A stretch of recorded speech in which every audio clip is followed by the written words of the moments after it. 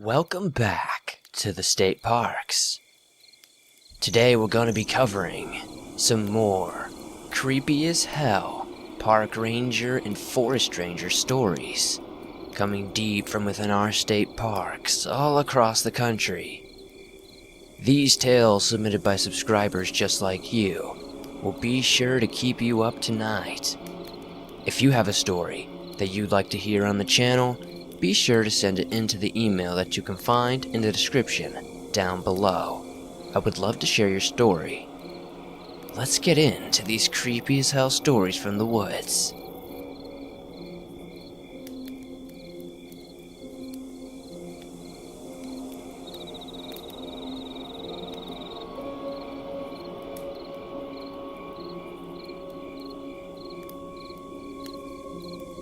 I work in the Ocala National Forest. My job is mainly to make sure everyone is following the park rules and exits the parks when closing time comes around. It's usually a very redundant job, with every day consisting of the same routine. About 2 weeks ago, I was on my lunch break sitting by my truck by Lake George, just enjoying the nice summer afternoon. As I ate my sandwich, I was pretty much zoned out when I heard what I thought was a child yelling from down by the shore. My eyes scanned across the shore, and I couldn't seem to spot anyone remotely near me. I thought it must have been a noise carried off from the other side of the lake, where a guest can swim and play. I brushed it off, stepped out of my truck for a smoke, and started to slowly make my way to the shore. As I got to the lake, I started hearing what sounded like kids playing. Strangely, the sounds were coming from all around me, but I saw no one. At this point, I am starting to get freaked out. There are no kids around. There are no people around, period.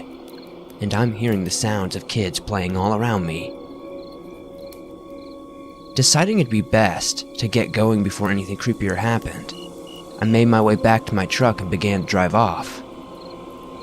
That night, when I got home, I googled the park and its history, and noticed there was a case of 3 children who were found dead on the lake. Their bodies were found near where I was parked that day.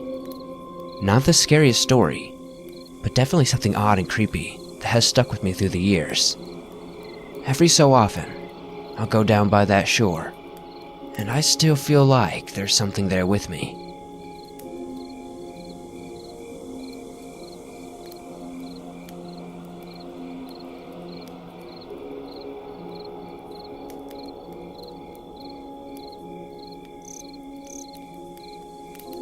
Cedar Hill State Park is a beautiful place with serene views and nature for miles. I work as a ranger for the park, but my job more specifically is to lead guided hikes with visitors. One particular day, I had a family of 4 join me for the day. We take periodic stops on the hike to view and photograph one of the 200 species of bird that live there. Well, after hiking for about 2 miles, we came across a prairie where there was not 1, but 2 mutilated raccoons. Thinking it was strange, but not trying to freak the group out, I mentioned it was most likely a bobcat or coyote kill.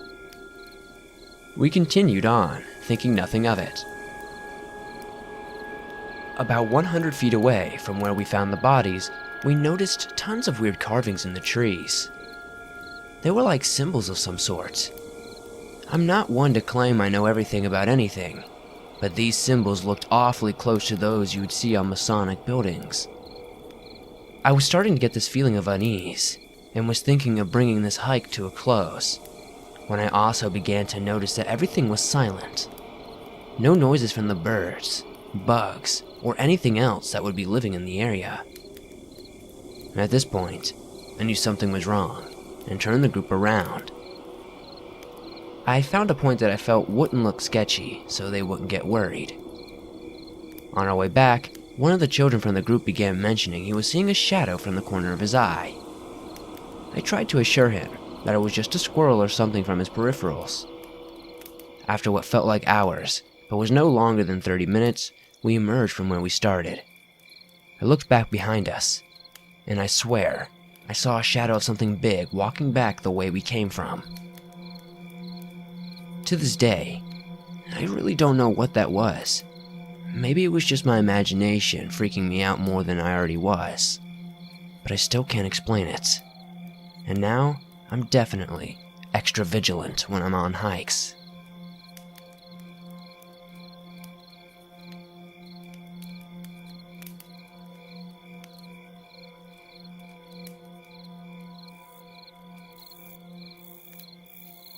I was on a cadet weekend 6 or so years ago at Thetford Training Ground. It has been a training ground for a good century, and has a lot of history in the area. I had a really good time, but a few slightly weird things happened, which no one was able to explain. No large native animals, other than the odd fox or badger, but they tend to steer generally clear due to the nature of the exercises. It's the military, so it involves gunfire.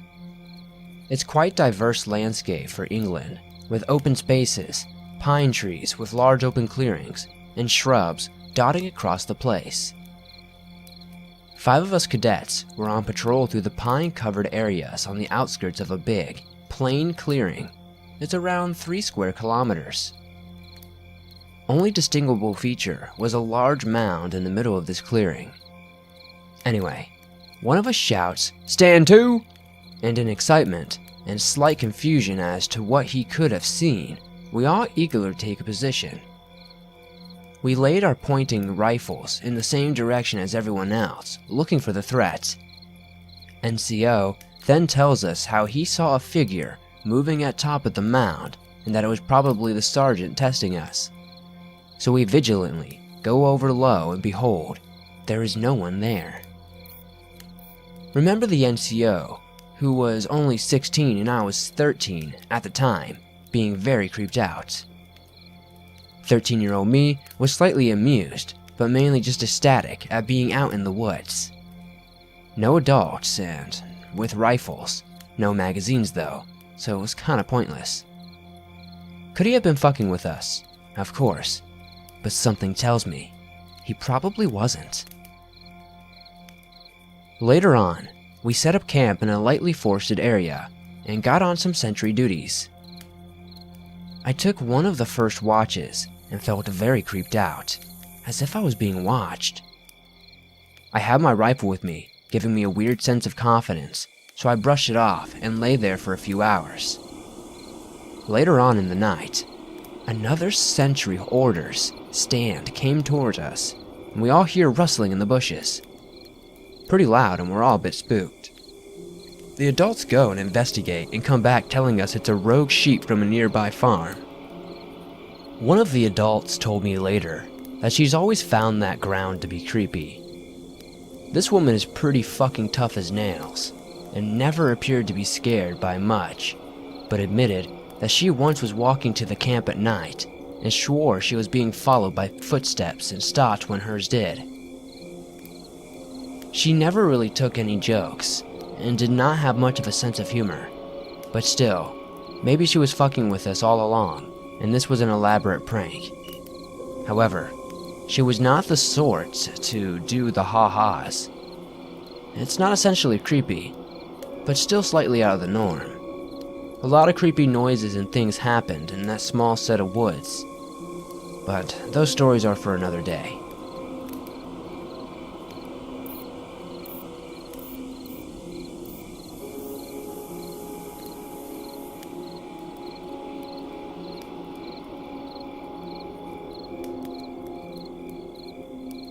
These stories both happened to me over the past few years. My Boy Scout troop had been camping in historic Gettysburg, Pennsylvania for Memorial Day weekend, as it had been a tradition for our troop to go there and earn the 10-mile hike medal. We also did some sightseeing. Our Boy Scout troop visits every 4 years, and I had gone twice now already. On my first visit back in 2013, I had only stayed for 1 day because I had gotten sick, due to my stomach having a stomach bug that had been going around. Although, up to the moments that I had gotten sick, I swear I kept seeing things out of the corner of my eye. I know it may sound cheesy, but I swear I felt like I was being watched by something. Around lunchtime of that day, we had sat down on the benches and had lunch. Keep in mind, this is before I had gotten sick. I was sitting by myself because I had only joined the troop about 4 months before we had gone to the Gettysburg trip, so I still didn't have many friends yet. As I was eating, I saw something quickly duck behind a bush in the tree line. Now, I know that it couldn't have been a person, because there was a lot of poison ivy in the woods, and our scoutmaster has specifically instructed us not to go near the woods and to avoid touching the plants. But when I saw something quickly tuck its head into the bushes the second I looked over at it, I had felt an eerie feeling of dread for a while.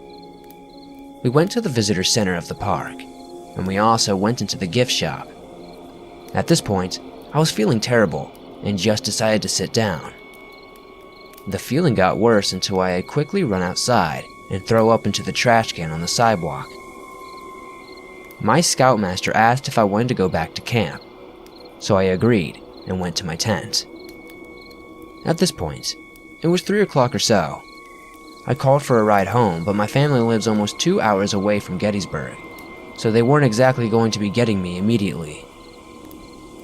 I decided to go to sleep in that time. When I woke up, my parents had showed up, and they just told me to rest in the car. I had gotten in the car and went on my way home. Before we left Gettysburg, as we went down the battlefield, I saw a mist from a certain patch of the window, right near where I had been resting my head. Then, that was it for my Gettysburg visit. Now fast forward 4 years to 2017. I was 16 at the time, and I was planning on trying to not get sick and enjoy the weekend. I didn't get sick this time, so I was able to see all the historical sites for the first time. But something unusual happened to some of my troop members one night. So, we decided it was a good idea to walk to the battlefield at night, just to see what it was like. I had agreed and went with 5 other members of the troop. By the time we walked from our campsite to the entrance of the battlefield, 2 of the guys decided to turn around because they were afraid of the park at night. So they headed back, leaving 3 of us. We walked onto the battlefield, but only got about 50 yards in before we saw a huge rock get thrown from the road. This rock had to have been 40 to 50 pounds, so I can't explain how it was just showing up out of nowhere like that, other than someone from our troop throwing it. We decided not to stay, so we decided to run away from whoever or whatever tried throwing the rock at us. On our way back, we saw the 2 guys who had left us earlier. We ran right past them and all the way to our campsite. We asked if everyone was in the camp. We ran right past the only 2 people that weren't in the camp, my scoutmaster told us. So, there was nobody from the camp that threw that rock, because nobody else left the camp, and the other 2 guys didn't even enter the battlefield, so it couldn't have been them. To this day, I think back on the situation. I don't believe it could have been possible for some bony-ass kid to throw a rock that big, far from the road to the battlefield. Sometimes, these stories cross my mind, but I really don't know what happened to me on both occasions of me visiting Gettysburg, Pennsylvania.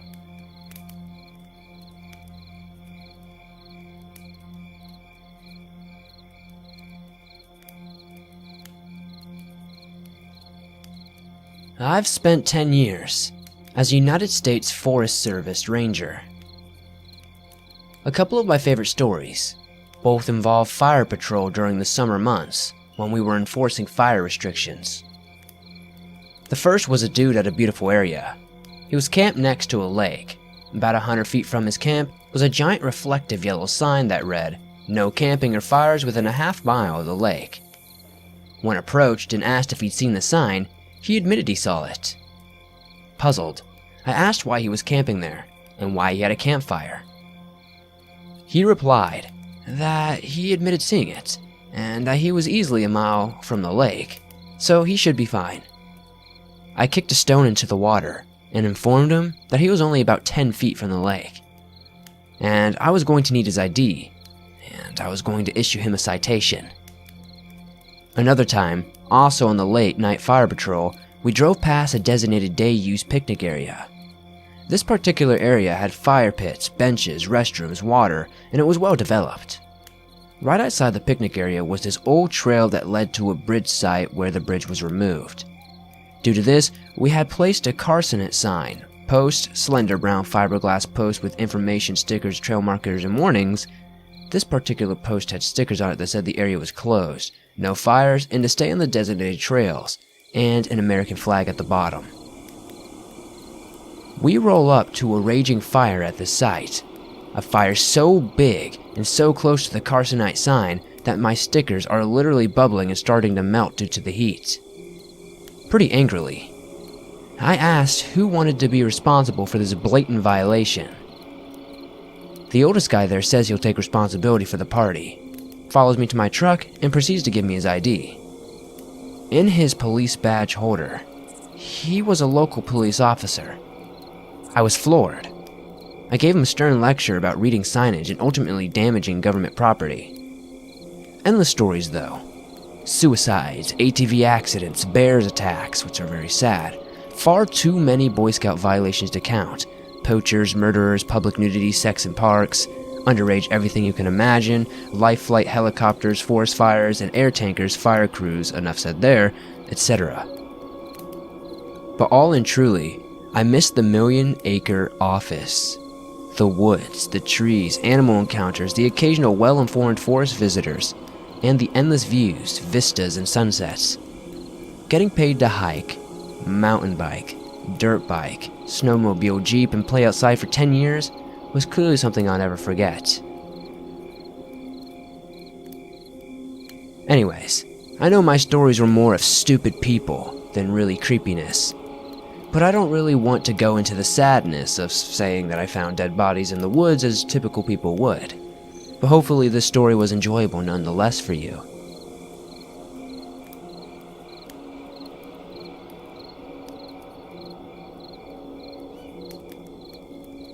So, I used to hear a ton of stories about ghosts, and also watched a lot of horror movies. But since I had never experienced anything ghostly or anything like that, I never really knew if I believed them.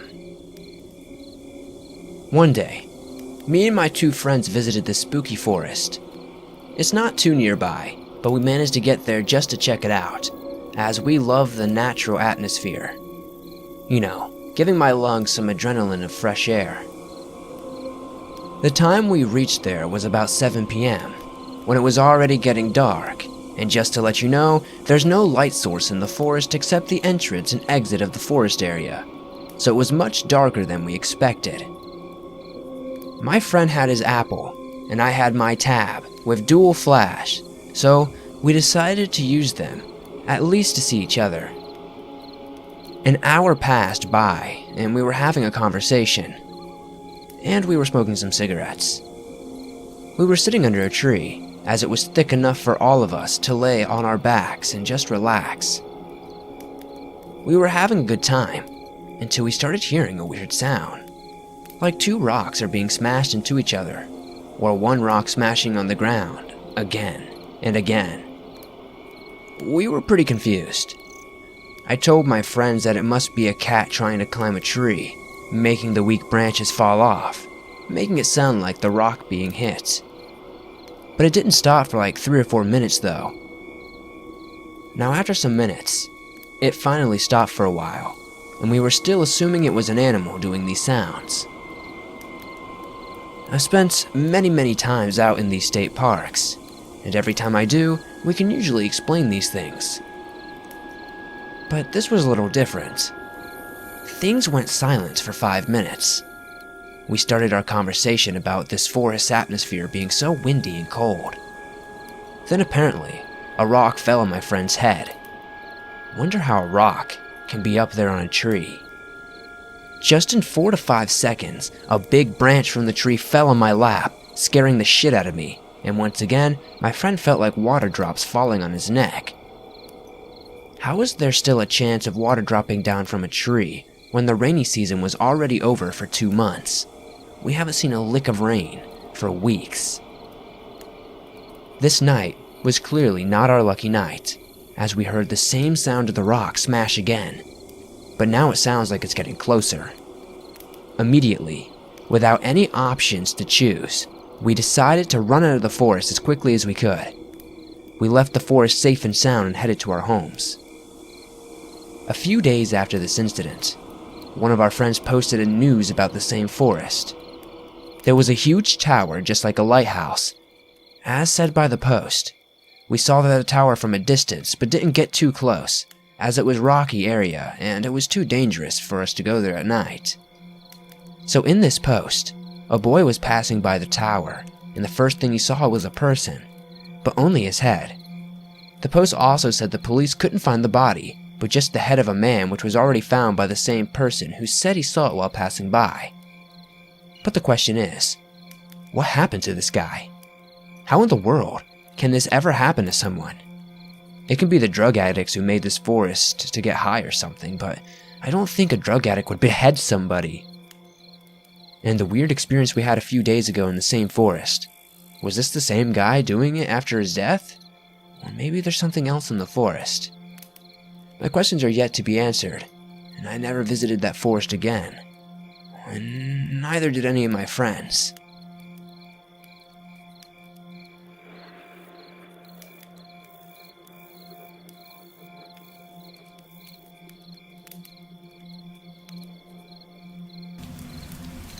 Here are a few details I think you should know. I am a pretty tall and well-built female, so not much scares me. I was 18 at the time this happened, and just the memory of this thing still gives me panic attacks. I was working as a seasonal maintenance worker at one of the parks in the Cherokee National Forest. Often, I would get to work before the rangers and other workers so that I could take care of the rescue animals. I arrived to work while it was still pitch black outside. I had to open the gate before entering the area where the maintenance building and the animal cages were. I went inside to start my morning routine and prepare the animals' food. I didn't bother to turn on the light, since plenty filtered in through the 2 full-length windows that faced towards the road and the others towards the cages, so there was plenty of light to see by. As I started getting the food ready, I began to get this sense of creepy unease. I took a look outside for whatever was making me feel this way. All I could see was a little old woman with tan skin stumbling drunkenly down the road under the streetlights. People walking these roads weren't that unusual because there is a camping site down the road. Something was off. This little old lady, or man, or whatever it was, didn't seem quite right. Somehow, my unease kept growing as they came closer. Just as precaution, I locked the front door, which is solid steel to keep people from stealing equipment. The front gate was open and the man stumbled through. Keeping the lights off, I ran to the back to make sure the door was locked as well. I sprinted back when I heard the fox and owls making the most distressing sounds I had ever heard. I could see some frantically trying to get out of their cages while others hid. I thought it might be the old man at first, but what I saw crouching between the cages was something completely different. My unease had now turned into full-blown primal fear. Suddenly everything went completely silent. Then a voice that sounded like my boss, but not quite like him, more like someone trying to mimic the way he talked, called out, but I couldn't understand it. The thing began to come forward in a sort of lurch. Its eyes flinched open, and they were sickly green color. It seemed to glow like animals' eyes do when you shine a light on them in the dark. Then it dropped to all fours and started crawling like some demonic creature from a horror movie toward me. It had shaggy, matted fur and a canine-like appearance.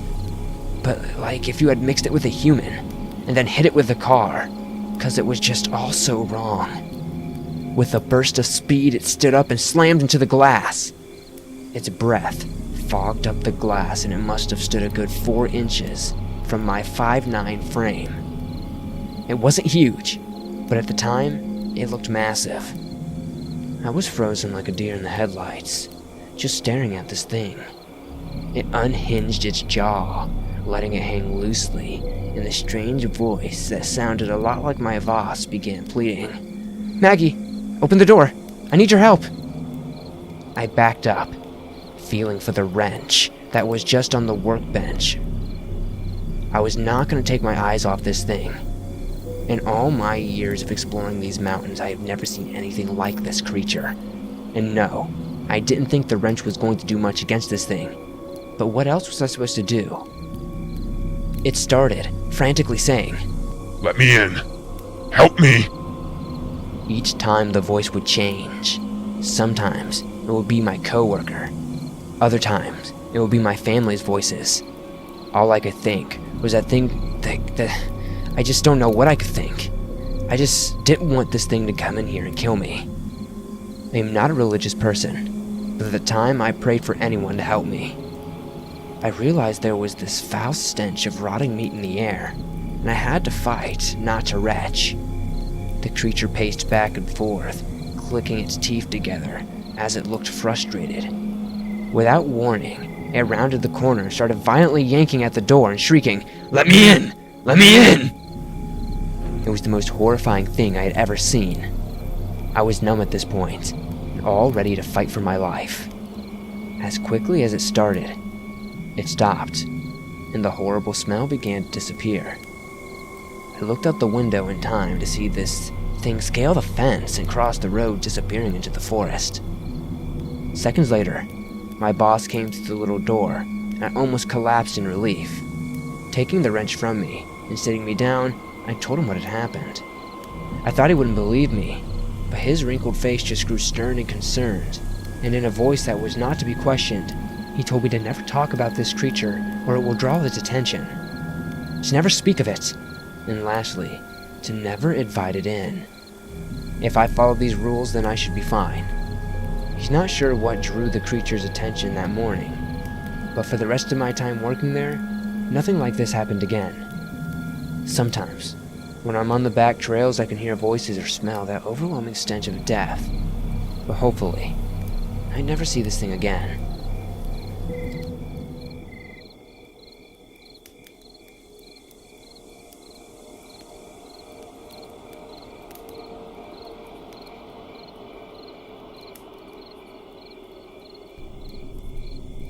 A little background on the events I'm about to write about.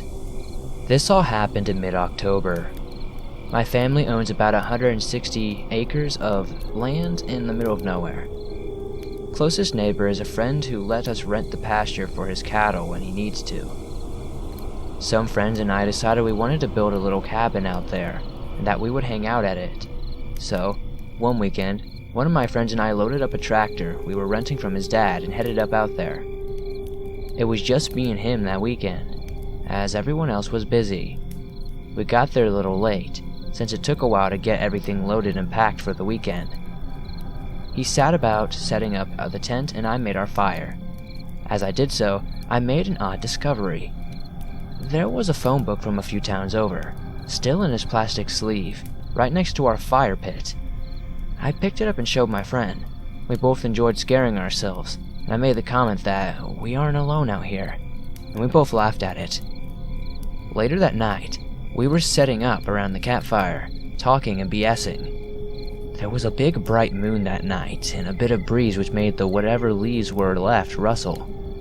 It was a little creepy, but we enjoyed the atmosphere.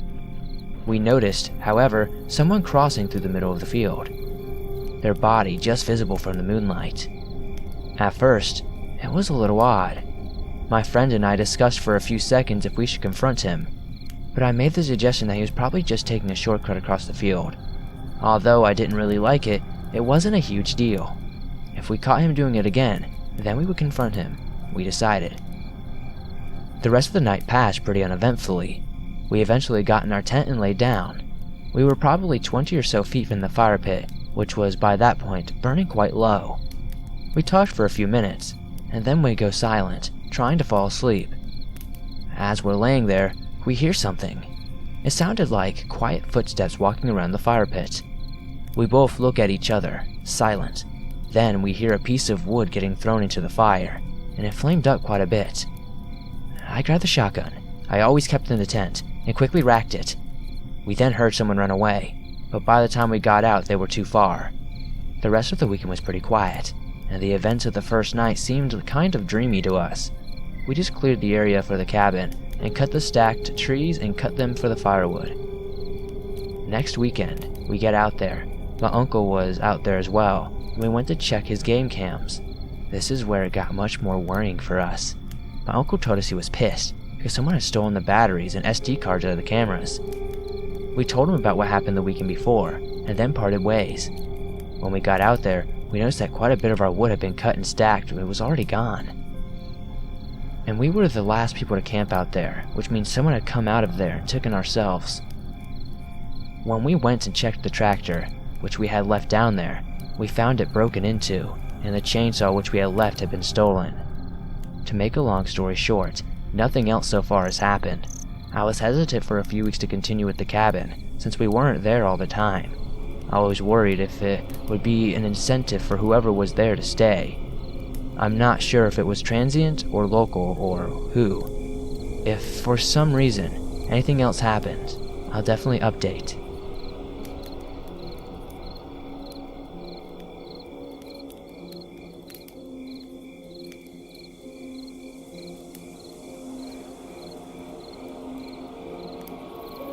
I'm doing seasonal work out in Olympic National Park this summer, and I live in the employee housing on the same property as my job. Throughout the summer, I have heard things like a giggle come from my empty room and a sliding glass door close on its own. One night, about a month ago, something wild happened. The building I live in is backed up against an impenetrable coastal rainforest, and some friends and I were sitting in one of the apartment units, chatting, when we all noticed screaming coming from the woods. Initially, we thought it was a cougar, but it kept going and was decidedly human-sounding. Sometimes, it seemed more like sobbing, and in other moments, it was frantic yelling. It went on for about 5 intense minutes, then stopped. Now, the truly terrifying part. About 30 seconds after the yelling stopped, what sounded like a disembodied woman's voice was coming through a radio, started muttering right next to where we were sitting. We couldn't make out what she was saying, and it only lasted a few seconds. It was in the room with us, but we couldn't see anything. One of my friends opened the door to make sure there was nobody outside, and we were completely alone. It should also be noted that everyone who lives in the building were all in the same room, so all of us and all the other units were empty. All of us who lived there are puzzled. We don't have any logical explanation for what could have happened, and just can't seem to find one. But I'll tell you what, the Olympic National Park is very haunted.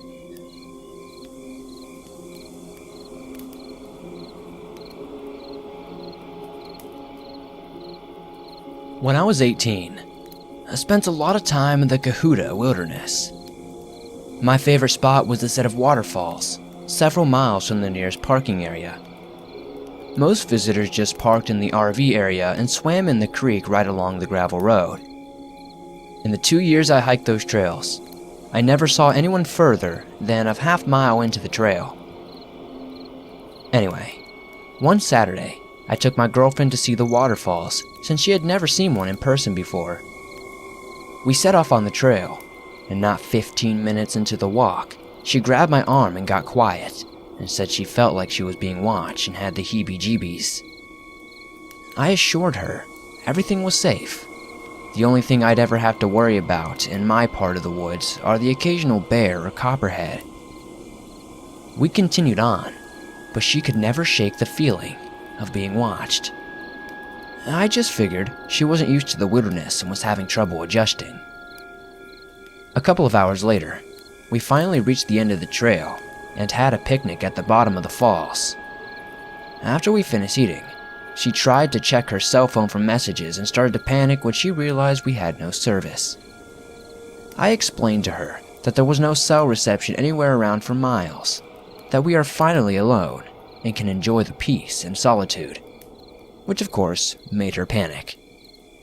We started heading back almost immediately because she was clearly scared and I couldn't help but smile thinking it was silly. On the way back, I explained to her how many times I'd been out here all alone and never had any problems, but she still couldn't shake the feeling of being watched. We were about a mile from the falls, on the only trail around when we heard someone call from behind. I jumped nearly out of my skin and turned to see a man walking toward us. He had a rifle slung over his shoulder and a heavy beard with his hat tipped low. She took a small step behind me. "What can I do for you?" I asked, trying to sound friendly. "You guys left your cell phone back by the falls," he said. I saw a slight grin behind his beard as he looked at my girlfriend. "Oh, thanks for the assist," I said, extending my hand. He shook his head and told me he didn't bring it, and that it was still sitting up there, and maybe we should follow him back up there to get it ourselves. We politely declined and made our way back down the trail as quickly as we could with him, following us on the trail several feet behind. He followed us all the way back to our car, and she showed me her cell phone when I opened the door. I haven't been back to that particular trail ever since.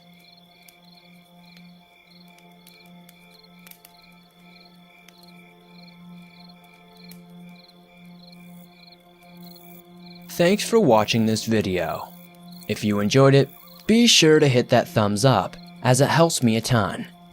If you're new to the channel, hit that subscribe button and hit that notification button, as I upload videos almost every single day with spooky stories and anomalous mysteries just like these ones. If you have a story that you'd like to share on the channel, be sure to send it to the email that you can find in the description down below. Also, come join me on Twitter and Facebook. I'd love to talk to you guys outside of the YouTubes. What did you guys think about these stories? Park rangers and forest rangers definitely have some of the creepiest jobs out there. Honestly, it's actually my dream job to be a park ranger. I just love nature that much. Comment down below letting me know that you got all the way to the end. I'd love to see how many of you watch from start to beginning.